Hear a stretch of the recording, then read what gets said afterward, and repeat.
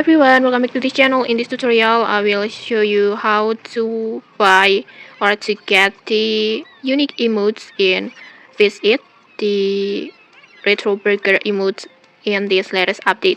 So in this latest update, there is a brand new emote that called retro burger. It will look like this. It's like your avatar eating the burger, retro burger, and to get it, it's very easy. First, you need just tap the buy, and make sure you already have enough tickets or ticks or the special currency for the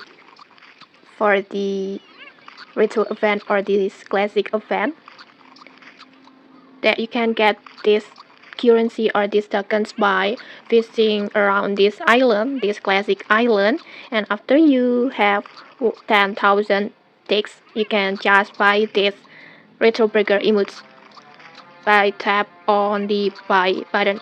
And after that, your new retro burger emote will be added to your emotes list at the items. This will be added to this menu. And okay, that's it. If you found this helpful, don't forget to like, comment, and subscribe for more tutorials. Thanks for watching and see you.